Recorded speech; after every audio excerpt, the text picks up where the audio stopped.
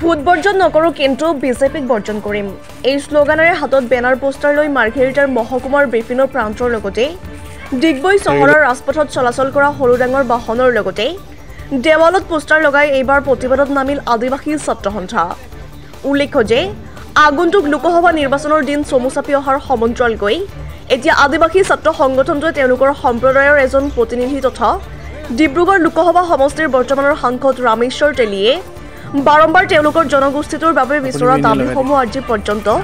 তেওঁৰ কাৰ্যকালৰ পূৰণ নকৰাৰ ফলত এইবাৰ লোকসভা নিৰ্বাচনৰ বাবে আপৰ হৈ টিকট লাভ কৰা মনোজ ধানোৱাৰক বিশাল ভোটৰ ব্যৱধানত জয়ী কৰাৰ বাবে এতিয়া কঁকালত টঙালি বান্ধিছে আদিবাসী ছাত্ৰ সংগঠনটোৱে সেয়েহে এইবাৰ বিজেপিক বৰ্জন কৰিম কিন্তু ভোট বৰ্জন নকৰাৰ শ্লোগানেৰে পোষ্টাৰ লৈ এমাহ জুৰি মাৰ্ঘেৰিটাত মহকুমাৰ বিভিন্ন প্ৰান্তত প্ৰতিবাদত নামি পৰিছে সংগঠনটোৱে ডিগবৈৰ পৰা অমিতাভ গগৈৰ ৰিপৰ্ট ইছা 24x7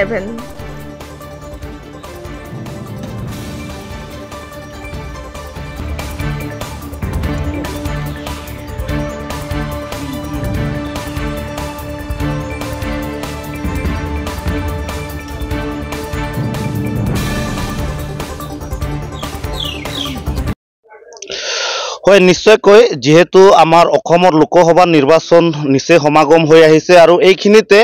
আমাৰ যিজন 13 নং লোকসভা সমষ্টিৰ যিজন আমাৰ বৰ্তমানৰ যিজন আমাৰ সাংসদ ৰামেশ্বৰ তেলী একচুয়ালি তেখেত হৈছে এজন কলা আৰু বুবা সাংসদ অসমীয়াত এষাৰ কথা আছে গুৰু নাবাই হাল থকাতকৈ নথকাই ভাল হে আমি আজি আদিবাসী ছাত্ৰ সন্থা তিনিচুকীয়া জিলা সমিতি হৈ এটা স্পষ্ট কথা কৈ দিব বিচাৰিছো এনেকুৱা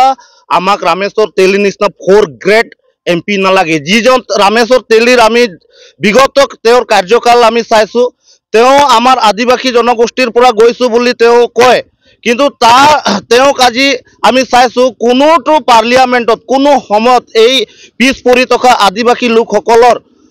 যিবিলাক দীৰ্ঘদিনীয়া দাবী আছে বা বিকাশ আৰু উন্নয়নৰ স্বাৰ্থত এই ৰামেশ্বৰ তেলীয়ে কোনো দিনা তেওঁ আজিলৈকে মাতি অহা নাই আৰু আমি তেখেতক চাওঁ তেখেতে কেৱল কোনো বিধায়কৰ ছোৱালীৰ বাৰ্থডে বা পুতেকৰ বাৰ্থডে কাবাৰ ঘৰত সকাম বা কিবা এটা প্ৰগ্ৰামতে তেখেতে আহি উপস্থিত হয় এনেকুৱা আমাক এমপি নালাগে এনেকুৱা সাংসদ নালাগে ৰামেশ্বৰ তেলীৰ নিচিনা 4 গ্ৰেড এমপি যিজনে কলা আৰু বুবা হয় আৰু আমি আদিবাসী ছাত্ৰ সন্থা তিনিচুকীয়া জিলা সমিতিৰ হৈ এটা কথা স্পষ্ট কৰি দিব বিচাৰিছো এবাৰ যেহেতু আমাৰ আদিবাসী সকলে যিটো বিজেপি বিৰোধী যিটো পোষ্টাৰিং কৰি আছে no ST no vote for BJP আমাৰ ভোট বৰ্জন নকৰো কিন্তু বিজেপিক বৰ্জন কৰিম হেয়ে আমাৰ এটা পলিসি হল গিভ এণ্ড টেক পলিসি আমাৰ যিটো সমস্যা আছে বা আমাৰ যিবিলাক দাবী আছে এই দাবীবিলাক 5 দফীয়া আমাৰ যিটো দাবী আছে জনজাতিকৰণৰ মৰ্যাদাই হওক ভূমিৰ পাট্টাই হওক আমাৰ চাহ শ্ৰমিকৰ দৈনিক মজুৰিয়ে হওক বা আমাৰ জাতিগত প্ৰমাণপত্ৰটো নিজৰ জাতিৰ নামত দিব লাগিব এইবিলাক দাবীসমূহ যদি পূৰণ নকৰে আমাৰ যিকোনো ৰাজনৈতিক দল হওক আমি কিন্তু হিয়তক আমি সাপোৰ্ট নকৰো এটা কথা স্পষ্ট কিন্তু যি ৰাজনৈতিক দলে হওক আমাৰ এই আদিবাসী সকলৰ স্বাৰ্থত এই বৃহত্তৰ আদিবাসী জনগোষ্ঠীৰ স্বাৰ্থত যদি এই দাবীসমূহ যদি তেওঁবিলাকে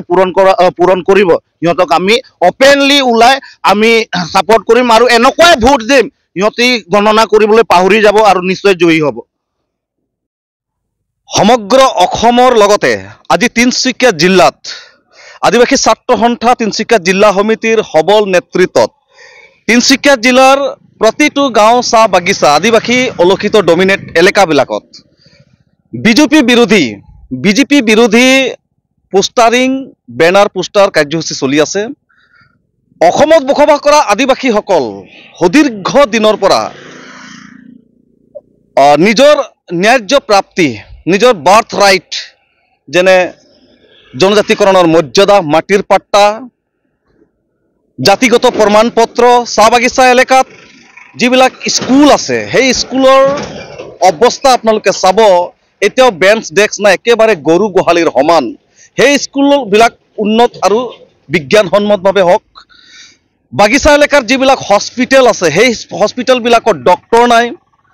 বাগিচা এলেকাবিলাকত যিবিলাক শ্ৰমিকসকল আছে সেই শ্ৰমিকৰ দৈনিক মজুৰি 551 টকালৈ বৃদ্ধি এই 5টা মুদ্দাক লৈ পেলাই আমি সমগ্ৰ অসমতেই আদিবাসী ছাত্ৰ সন্থাই জোৰদাৰ বিজেপি বিৰোধী শ্লোগান, বিজেপি বিৰোধী পোষ্টাৰিং কাৰ্যসূচী হাতত লৈছে। ইয়াৰ যেহেতু এতিয়া অসম শীতকালীন অধিৱেশন চলি আছে, এই অসম শীতকালীন অধিৱেশনত বা আগন্তুক লোকসভা নিৰ্বাচনৰ আগে আগে অসমত বসবাস কৰা আদিবাসীসকলৰ ভূমিৰ পট্টা, জনজাতিকৰণৰ মৰ্যাদা, জাতিগত প্ৰমাণ পত্ৰ যদি বৰ্তমান শাসনাধিষ্ঠ বিজেপি চৰকাৰখনে যদি প্ৰদান নকৰে, তেনেহলে কিন্তু ভোট বৰ্জন কৰা নহব। স্পষ্ট কথা, ভোট আমাৰ মৌলিক অধিকাৰ, বিজেপি বৰ্জন কৰা হ'ব। এইটো ভেৰি ক্লিয়াৰ। কাৰণ আপোনালোকে জানে যে জাতিগত যিটো প্ৰমাণ পত্ৰ আছে, যে চাহ বাগিচাত কাম কৰে বুলি টি ট্ৰাইব বা টি গাৰ্ডেন লেবাৰিয়াৰ ট্ৰাইব, টি গাৰ্ডেন লেবাৰিয়াৰ জাতি বুলি ন, এইটোতো কেতিয়াও হ'ব নোৱাৰে। স্পষ্ট কথা, চাহ বাগিচা এলেকাত অকল ওৰাং মুণ্ডা গড়খাৰীয়া উৰিয়া সান্থাল ভূমি যে কাম নকৰে, তাত মহৰী, বাবু, চৰ্দাৰ বা কেৰাণী বা চাহাব হিচাপে সব জাতি জনগোষ্ঠীৰ কাম কৰে। আহোম, মৰাণ, মটক, কোচ, ৰাজবংশী, চুতীয়াই হওক বা গোৰ্খাই হওক বা বিহাৰী, পাঞ্জাবী, মাৰোৱাৰী সবেই কাম কৰে। এওঁলোকৰ জাতিগত প্ৰমাণ পত্ৰত কিয় tea tribe or ex tea tribe বা টি জি এল চাৰ্টিফিকেট প্ৰদান নকৰে? কিয়? Why? That is the big question. এটা জাতি বা জনগোষ্ঠীয়ে নিজৰ জাতি বা সমাজৰ পৰা এক্সপায়াৰ হ'ব পাৰে নেকি, প্ৰাক্তন হ'ব পাৰে নেকি? এইটো কেনেধৰণৰ মানে এইটো এটা মানে চাৰ্টিফিকেট হ'ব পাৰে? আমি একদম স্পষ্ট ভেৰি ক্লিয়াৰ কথা আমি কৈ আছো যে অসমত বসবাস কৰা ওৰাং মুণ্ডা গড়খাৰীয়া উৰিয়া সান্থাল আদিবাসী জনগোষ্ঠী যিসকল পৰে, এওঁলোকে নিজৰ জাতিৰ নামত, জাতি বা উপজাতি, কাষ্ট বা সাব কাষ্ট, ট্ৰাইব বা সাব ট্ৰাইবৰ নামতহে আমি জাতিগত প্ৰমাণ পত্ৰ বিচাৰিছো। একদম এইটো স্পষ্ট কথা। যদি নিদিয়ে তেনেহলে কিন্তু জংগী আন্দোলন হ'ব আৰু হৈ আছে। বিজেপি